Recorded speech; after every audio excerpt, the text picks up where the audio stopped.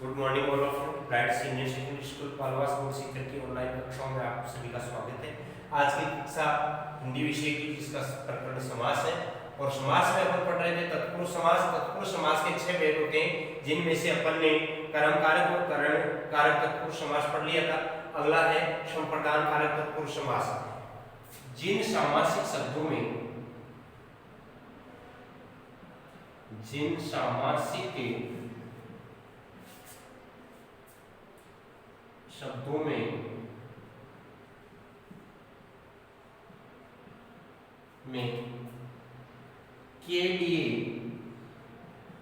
के लिए कारक चिन्ह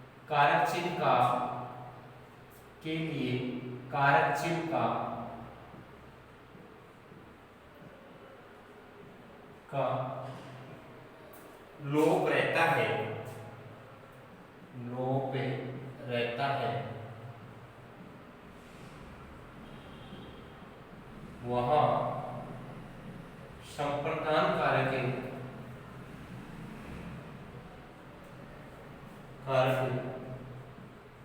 तत्पुरुष समास माना जाता है।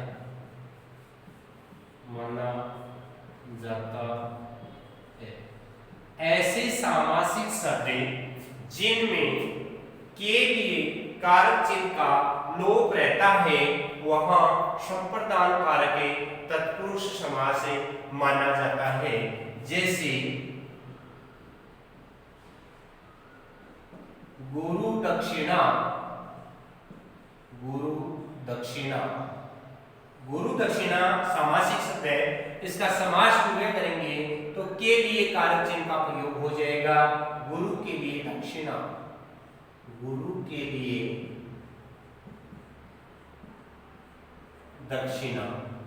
दक्षिणा शब्द का समास विग्रह हो जाएगा। गुरु के लिए दक्षिणा। अगला है राह है खर्च। राह के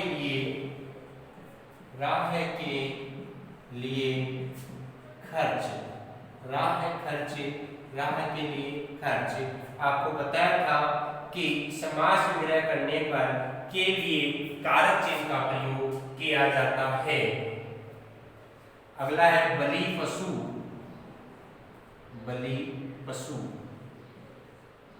बलि के लिए पशु। जो पशु बलि के लिए होता है उसे बलि पशु कहते हैं। अगला है माल गोदाम।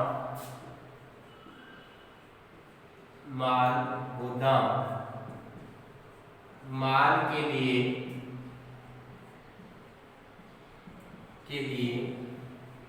गोदाम। माल के लिए गोदाम, ये समास विग्रह हो जाएगा इसका। अगले उदाहरण के रूप में है यज्ञवेदी।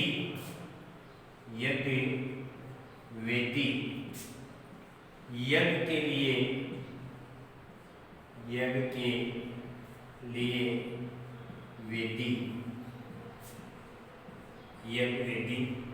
लिए वेदी।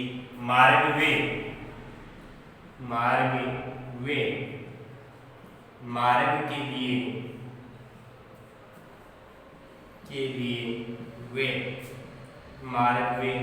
मार्ग के लिए वे, इसका समास विग्रह हो जाएगा। अगला है देवालय। देवताओं के लिए या देव के लिए आलय। परीक्षापयोगी। परीक्षा के लिए उपयोगी। परीक्षा के लिए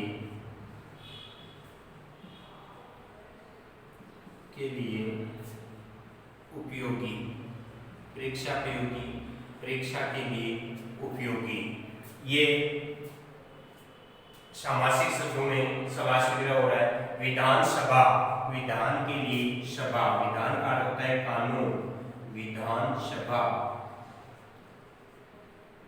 विधान के लिए सभा, डाक गाड़ी, डाक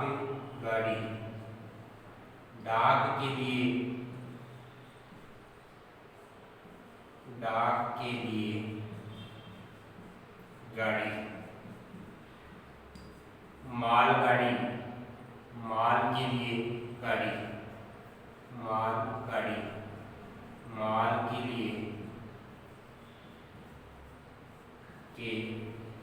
लिए गाड़ी, ये है मालगाड़ी, माल के लिए गाड़ी।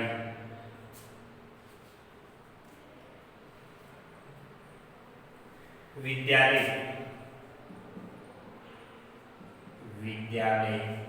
के लिए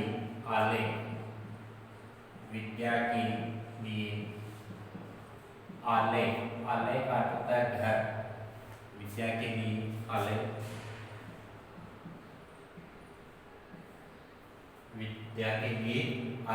पुस्तकालय,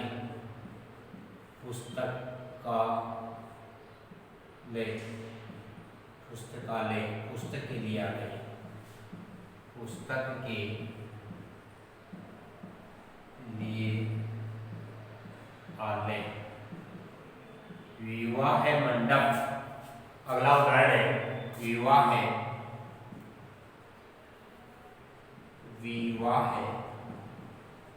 मंडप, विवाह के लिए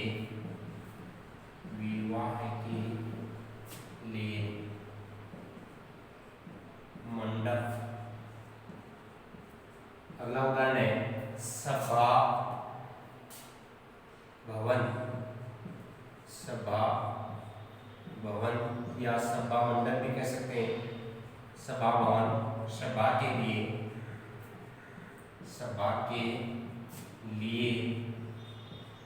भवन, सभा भवन, सभा के लिए भवन।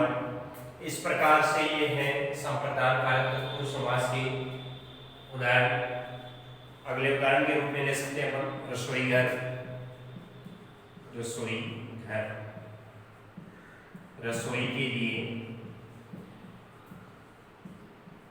के लिए घर, रसोई के लिए घर। स्नान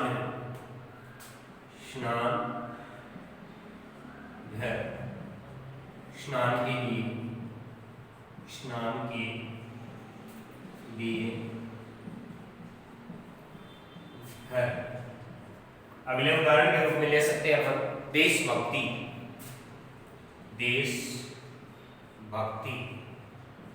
देश के लिए भक्ति, देश के लिए भक्ति।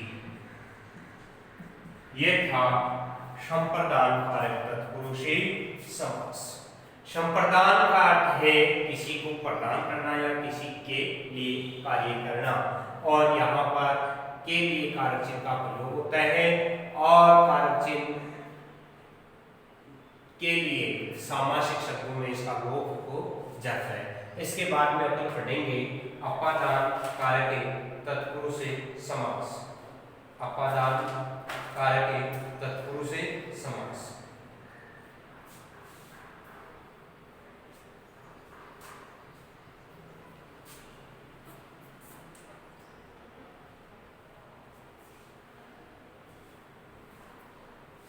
चार नंबर पे है अपादान कारक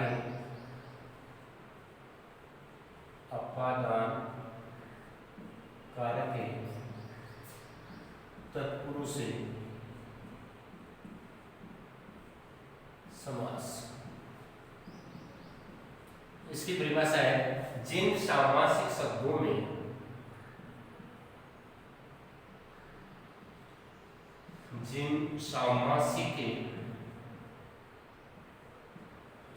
में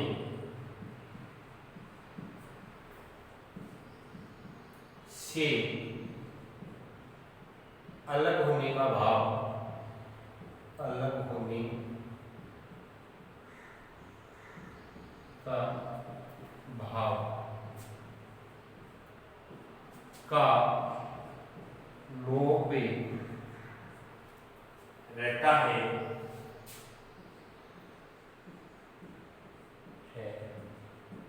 वहां अपादान कारक है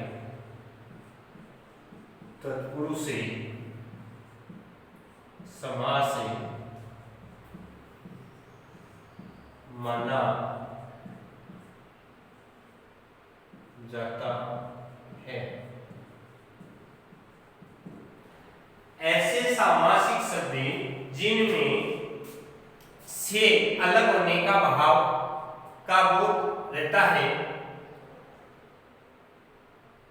से का लोप रहता है, वहां पर अपादान कारक तत्पुरुष से समास माना जाता है। जैसे रणविमुख, रणविमुख, रण से, रण का अर्थ होता है युद्ध, रण से विमुख, युद्ध से दूर रहना, रण विमुख, रण से विमुख। ऋण मुक्त, ऋण मुक्त, ऋण से मुक्त, ऋण से मुक्त। जल रिक्त, जल रिक्त, जल से रिक्त, जल से रिक्त।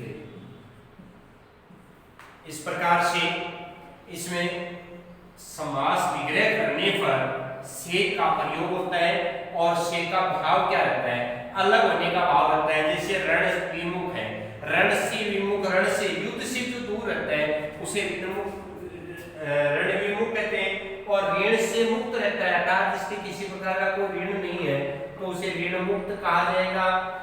जल रिक्त, जल से जो रिक्त है उसे जल रिक्त कहा जाएगा। इस प्रकार से इसकी समास विग्रह करने पर से का प्रयोग होता है और सामासिक शब्दों में से का लोप रहता है। देश निकाला, देश से निकाला, देश निकाला,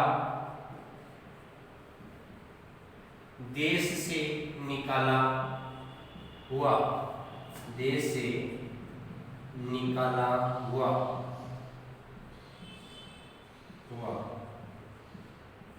धर्म विमुख है, धर्म विमुख है, धर्म से निकाला हुआ या धर्म से विमुख है, धर्म से विमुख, धर्म से विमुख। उसी प्रकार से अगले उदाहरण के रूप में अपन पढ़ेंगे शक्तिहीन, शक्तिहीन, शक्ति से हीन, शक्ति से, शक्ति से हीन, शक्तिहीन, शक्ति से हीन। दोष मुक्त, दोष से मुक्त, दोष से मुक्त, दोष से मुक्त। जिसके ऊपर किसी प्रकार का कोई दोष नहीं हो उसे दोष मुक्त के नाम से या दोष मुक्त कहते हैं। आशातीत, आशातीत, आशातीत, आशा से अतीत, आशा से अतीत, आशा से दूर जो है उसे आशातीत कहते हैं। भयभीत, भयभीत, भय से डरा हुआ, भीत का अर्थ होता है डरा हुआ, भय से डरा हुआ, भय से भीत, भय से भीत, भय से डरा हुआ। भय मुक्त, भय से मुक्त, भय मुक्त, भय से मुक्त। यहाँ पर बीच में से का प्रयोग किया जा रहा है जो आपको दिखाई दे रहा है और भली भांति आपको समझ में भी आ रहा है। रोग मुक्त, रोग से मुक्त, रोग मुक्त, रोग से मुक्त,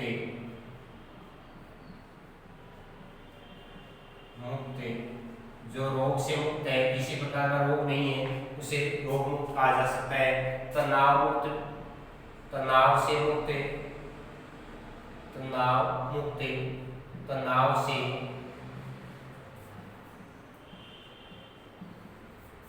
मुक्त। अब आप देख रहे हैं उदाहरणों में से अलग होने का भाव हो रहा है, जैसे धनहीन, धनहीन, धन से हीन, धन से हीन, जिसमें जिसके पास किसी प्रकार का कोई धन नहीं है। कमजोर, हीन का अर्थ होता है कमजोर, धन से कमजोर, धन से हीन। गुणहीन, गुणहीन, गुण से हीन, जिसमें किसी प्रकार के गुण नहीं होते हैं, उसे गुणहीन कहा जाता है। गुणहीन, धनहीन, धन से हीन, गुणहीन। कर्तव्य विमुखे, कर्तव्य विमुखे, कर्तव्य से विमुख, जो कर्तव्य पर टिक नहीं रहता है, वो कर्तव्य से हट जाता है, उसे कर्तव्य विमुख कहा जाता है। कर्तव्य से विमुख। पदमुक्त, पद से मुक्त, पदमुक्त, पद से मुक्त, जो पद से निकाल दिया गया है उसे पदमुक्त या पदच्युत के नाम से भी जाना जाता है, यानी पद से हटा दिया जाता है, पदमुक्त कहलाता है। पद से हटाया हुआ पदमुक्त। पथभ्रष्ट, जाति भ्रष्ट, पथभ्रष्ट, पथ का अर्थ होता है राह, जो राह से भ्रष्ट हो जाता है, राह से हट जाता है, उसे पथभ्रष्ट कहा जाता है। वो पथ से, पथ का अर्थ होता है रास्ता, पथ से भ्रष्ट। जाति भ्रष्ट, जिसे जाति से निकाल दिया जाता है, जाति भ्रष्ट कहलाता है। तो जाति से भ्रष्ट, जाति से भ्रष्ट, जाति भ्रष्ट, जाति से भ्रष्ट। राष्ट्रद्रोह है, राष्ट्र से द्रोह है, राष्ट्र द्रोह है, विरोध करने वाला, या जिसे अपन देशद्रोही कहते हैं, देश से द्रोह करने वाला, विरोध करने वाला राष्ट्रद्रोह है, राष्ट्र से द्रोह है, राष्ट्र से द्रोह है। जो राष्ट्र का विरोध करता है उसे राष्ट्रद्रोह के नाम से जाना जाता है। प्रदूषण रहित, प्रदूषण से रहित, प्रदूषण रहित, प्रदूषण से रहित, प्रदूषण से रहित। इस प्रकार से अपन ने पढ़ा है अपादान कारक तत्पुरुष समास, अपादान कारक तत्पुरुष समास। और इसमें आपने देखा है कि सामासिक शब्द है, उनके अंदर से जिसका भाव रहता है अलग होने का, ये लोप रहता है। और समास में विलय करने पर से का प्रयोग होता है, जो आप उदाहरणों में देख सकते हैं, से का प्रयोग किया गया है। किसी भी आप उदाहरण को देख सकते हैं, जैसे कर्तव्य विमुख है, कर्तव्य से विमुख है, आशातीत है, आशा से अधिक है।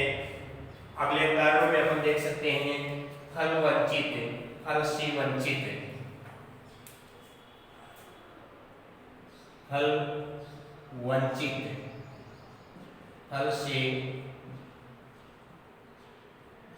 वंचित, जो फल से वंचित है उसे फल वंचित कहते हैं। लाभ वंचित, लाभ वंचित, हटा हुआ, लाभ से वंचित, जिसको लाभ प्राप्त नहीं हो रहा है उसे लाभ वंचित कहते हैं, लाभ से वंचित। इसको लाभ प्राप्त नहीं हो, लाभ वंचित कहलाता है। फल वंचित, फल प्राप्त नहीं हो रहा है, फल से वंचित कहलाता है। परहेज, परहेज, परहेज रखना, हेज से परे, हेज से परे। हेज का अर्थ होता है प्रेम, प्रेम से परे अर्थात किसी वस्तु से प्रेम न करना, परहेज रखना। जैसे आज अपन कोरोना वायरस के अंतर्गत कई चीजों से अपन परहेज रखते हैं, यानी हेज से परे रहते हैं। काम चोर, काम चोर, काम से जी चुराने वाला, जी चुराने वाला या काम से चोर, काम चोर कहलाता है। काम से जी चुराने वाला क्या कहलाता है? काम चोर कहलाता है। अगले उदाहरण के रूप में आप पढ़ सकते हैं अभियोग मुक्ते।